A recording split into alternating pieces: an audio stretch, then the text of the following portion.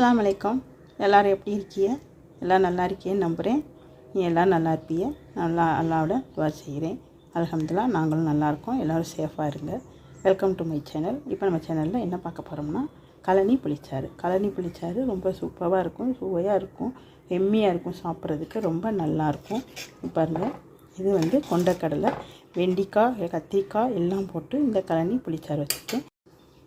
ரொம்ப நல்லாயிருக்கும். சாதத்தை ஊற்றி சாப்பிடல ரொம்ப சுவையாக இருக்கும், எம்மியாக இருக்கும். அதே தயிர் சாதத்தோடு சொட்டு சாப்பிட்றப்ப ரொம்ப சூப்பராக இருக்கும், அல்டிமேட் சுவையில் இருக்கும். இதேமாதிரி நீங்களும் செய்து பாருங்கள், உங்களுக்கும் பிடிக்கும். எப்படி இருந்துச்சு கமெண்ட் பாக்ஸில் கண்டிப்பாக கமெண்ட் பண்ணுங்கள் எப்படி இருந்துச்சுன்னு. பிடிச்சிருந்தால் லைக் பண்ணி, ஷேர் பண்ணி, சப்ஸ்கிரைப் பண்ணுங்கள். பெல் ஐக்கானே அமுக்குங்க, ஆளுங்கிற பட்டனி கிளிக் பண்ணுங்கள். அப்போ தான் நம்ம போடுற வீடியோ உங்களுக்கு நோட்டிஃபிகேஷனாக வரும். மறந்துடாமல் லைக் பண்ணுங்கள். இந்த கழனி புளிச்சாறு எப்படி செய்யணும்னு பார்க்கலாம். ரொம்ப சூப்பராக சுவையாக இருக்கும், எல்லாருமே விரும்பி சாப்பிடுவாங்க. என்ன கழனி புளிச்சாறு தானே அப்படின்னு நினைக்க வேண்டாம், ரொம்ப சூப்பராக இருக்கும், ரொம்ப நல்லாயிருக்கும், எம்மியாக இருக்கும். இதே மாதிரி வாங்க எப்படி செய்யணும்னு பார்க்கலாம். வாங்க வீடியோக்குள்ளே போகலாம். வாங்க இப்போ இந்த புளிச்சாறு, கழனி புளிச்சாருக்கு தேவையான பொருட்கள் பார்க்கலாம். வெண்டிக்காய் ஒரு 200 கிராம் எடுத்து வச்சுருக்கேன். கத்திரிக்காய் நறுக்கி வச்சுருக்கேன் 150 கிராம்.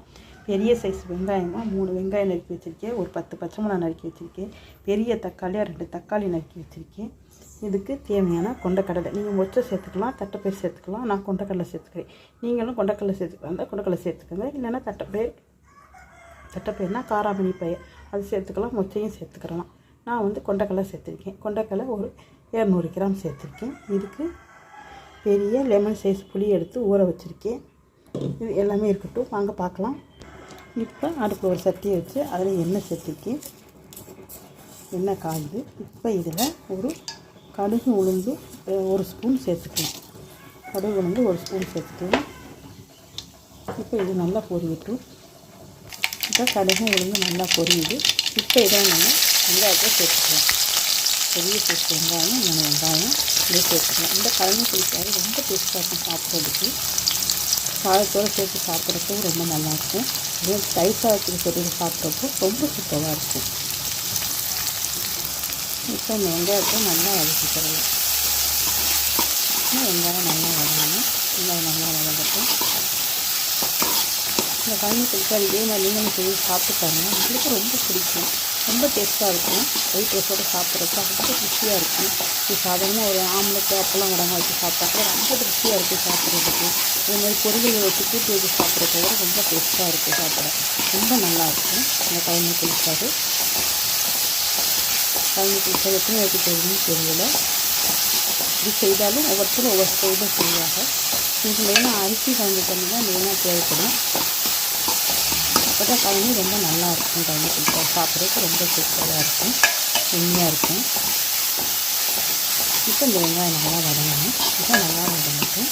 இப்போ இந்த வெங்காயத்தோட நம்ம கருவேப்பிலை சேர்த்துக்கணும். கருவேப்பிலை சேர்த்து கருவேப்பிலை சேர்த்து வெங்காயத்தோடு நல்லா வதக்கி விட்டுக்கலாம். கருவேப்பிலை சேர்த்தாலே ஒரு விதமான வாசனை மனமான வரும். அதில் ஒரு சூப்பராக தெரியும் பார்க்குறதுக்கு. இந்த வாடை அப்படியே ஒரு வாடையாக இருக்கும், ரொம்ப நல்லா இருக்காங்க. சொல்லிக்கிட்டு இருக்கே வாடை பயங்கரமாக இருக்குது, முகமன்னு மணக்குது. இந்த வெங்காயம் கருவேப்பிலையும் சேர்ந்து நல்லா வதக்கட்டும். இந்த கழனி புளிச்சாறு யாருக்கெல்லாம் பிடிக்கும் அப்படின்னு கமெண்ட் பாக்ஸில் கமெண்ட் பண்ணுங்க. நம்புகிறேங்க. இது வெங்காய சாதத்தோடு சாப்பிட்றப்ப ரொம்ப சுவையாக இருக்கும் சாப்பிட்றதுக்கு. இதே மாதிரி தயிர் சாதத்தோடு போட்டு சாப்பிட்றது ரொம்ப நல்லாயிருக்கும். ஆனால் இதை உங்களுக்கு பிடிச்சா மொச்சை சேர்த்துக்கலாம், காராமணி பயிர் சேர்த்துக்கலாம், ரொம்ப நல்லாயிருக்கும். நான் இன்றைக்கி கொண்டக்கடலை தான் சேர்த்துக்கிறேன். இப்போ இந்த வெங்காயம் நல்லா வதங்கணும். வெங்காயம் நல்லா வதங்கட்டும். பாருங்க, வெங்காயம் நல்லா வதங்கிட்டுருக்கு. இப்போ இதில் நம்ம பச்சை மிளகாயை சேர்த்துக்கலாம். இதை கூட ஒரு 4 வரமிளகாய் கிள்ளி வச்சுருக்கேன், அதையே சேர்த்துக்கலாம். இந்த 2 மிளகாயும் சேர்த்து செய்யல தான் இந்த கழனி புளிச்சாறு ரொம்ப டேஸ்ட்டாக இருக்கும், சாப்பிட்றதுக்கு ரொம்ப ருசியாக இருக்கும். இப்போ வெங்காயத்தோடு சேர்ந்து இந்த பச்சை மிளகாயும் நல்லா வதங்கணும். கழனிக்கு ப்ளஸ் இந்த மிளகாய் தான், மிளகாயோடைய இதெல்லாம் ரொம்ப நல்லாயிருக்கும். நிறைய சேர்த்துக்கிட்டால் ரொம்ப நல்லாயிருக்கும். நம்ம அந்தளவுக்கு இப்போ காரமாக சாப்பிட்றது இல்லைனாலும் கம்மியாக சேர்த்துக்கலாம். நீங்கள் காரம் நிறையா சாப்பிட்றவங்களா இருந்தால் மிளகா கொஞ்சம் கூடவே சேர்த்துக்கணும், ரொம்ப நல்லாயிருக்கும். இப்போ வதங்கிட்டு இப்போ இதில் நம்ம தக்காளியை சேர்த்துக்கலாம்.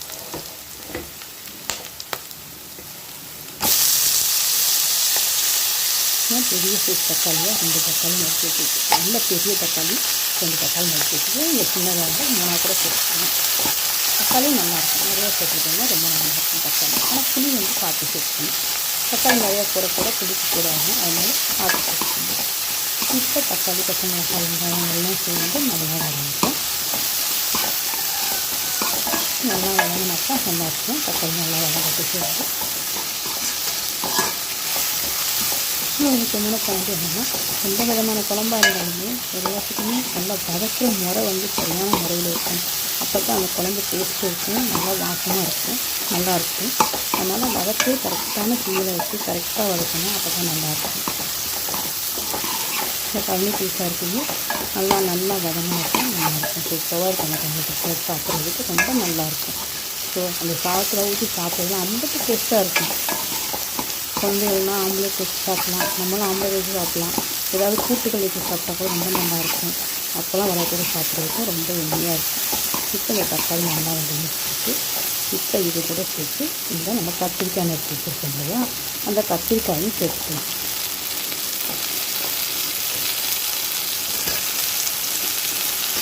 இந்த கத்திரிக்காயும் சேர்த்துட்டு இந்த கத்திரிக்காயும் சேர்த்து நம்ம நல்லா வதக்கி வச்சுக்கலாம்.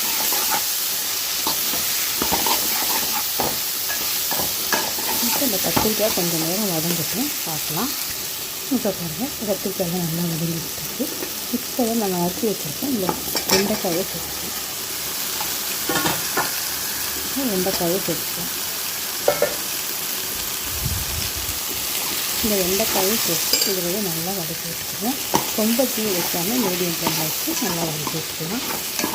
இந்த வெங்காயம் வதங்கினாக்கா வெண்டைக்காயும் வதங்கினாக்கா அந்த வலுவழுப்பு தன்மையெல்லாம் இருக்காது, நல்லாயிருக்கும் சாப்பிட்றதுக்கு. நீங்கள் தனியாக கூட வதக்கிட்டு இந்த வெண்டைக்காயை சேர்த்துக்கலாம், அதுவும் ரொம்ப நல்லாயிருக்கும்.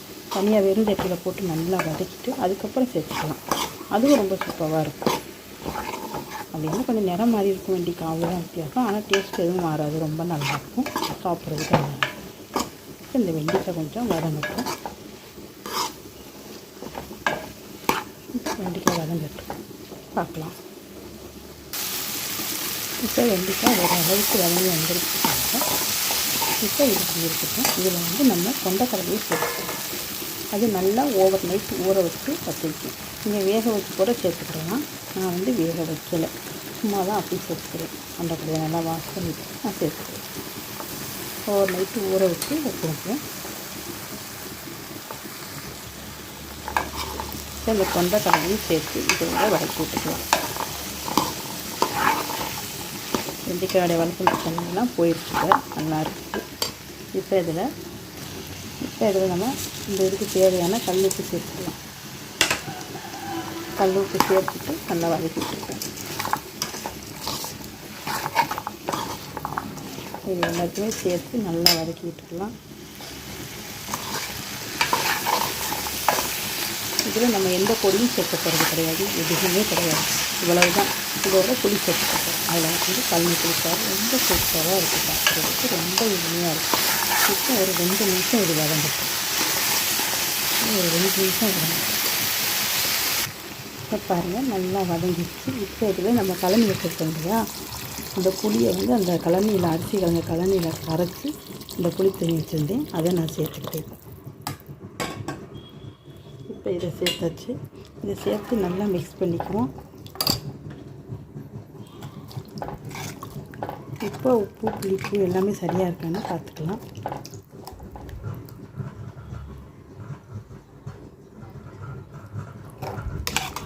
இப்போ எல்லாமே பர்ஃபெக்டாக இருக்குது, கரெக்டாக இருக்குது. உப்பு புளிப்பு எல்லாமே சரியாக இருக்குது. இப்போ இதை மூடி போட்டு மூடிக்கலாம். இது நல்லா கொதித்து வரட்டும், பார்க்கலாம். இப்போ பாருங்கள், இப்போ ஓப்பன் பண்ணி பார்க்கலாம். எப்படி இருக்குதுன்னு பாருங்கள். நல்லா வெந்து வந்திருக்கு. வெண்டைக்காய், கத்திரிக்காய் எல்லாமே நல்லா வெந்திருக்கு. கொண்டைக்கடலை எல்லாமே ஒரு பாதி வேக்காடு வெந்திருக்கு. இன்னும் ஒரு 10 நிமிஷம் இருக்கட்டும், அப்புறம் பார்க்கலாம். மூடி போட்டு பிடிக்கும். இப்போ பாருங்கள், நல்லா சூப்பராக ஜம்மல் ரெடி ஆகிடுச்சு. இப்போ இதில் மல்லித்தலை சேர்த்துக்கலாம்.